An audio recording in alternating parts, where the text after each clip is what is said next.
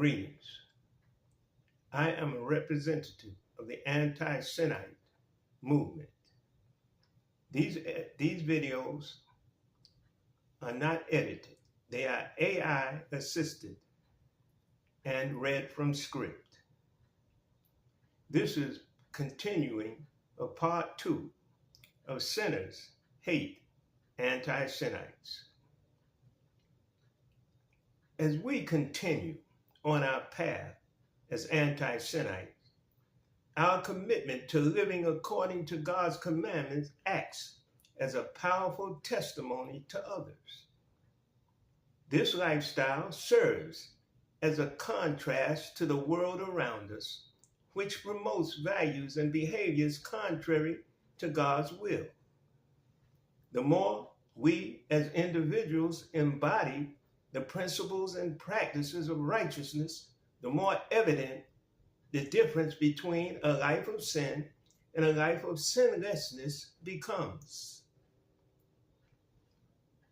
Those who profit from sin feel increasingly threatened as our influence grows.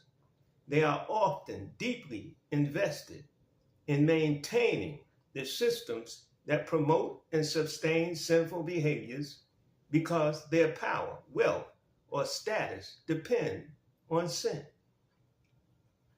When people like us reject these systems, it not only diminishes their influence, but also calls into question the legitimacy of their ways. This leads to their anger and hostility as they try to defend their position. They try to defend their position or discredit our way of life. However, our dedication to God's commandments does more than just challenge these powers. It also provides a clear and compelling alternative for others who are seeking a way out of the bondage of sin.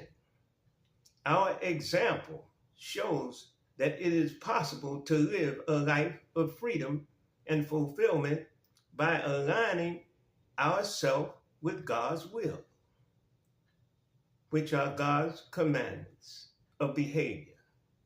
This can inspire others to follow our lead, creating a contagious effect that spreads the light of truth and righteousness even further.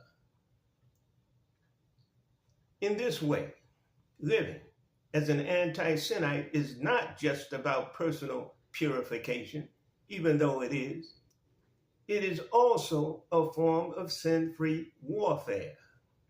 By rejecting sin and choosing righteousness, we are actively resisting the forces that seek to enslave people through sin. Our life becomes a battleground where the victory over sin is made visible to all. As we continue to live in this way, it is important to stay grounded in God's word and to seek his strength and guidance. The opposition you face may be strong, but always know that God's power is greater. By relying on God, we can withstand the challenges and continue to be a light in a world that desperately needs it. We can be a light in this world that desperately needs it. Our faithfulness will not only secure our own freedom from sin, but also contribute to the liberation of others who are still caught in its grip. In the end, the struggle against sin,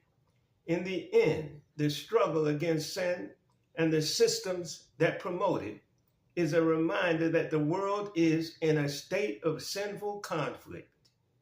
But as we persevere in righteousness, we contribute to the ultimate victory of God's kingdom, over the forces of unrighteousness.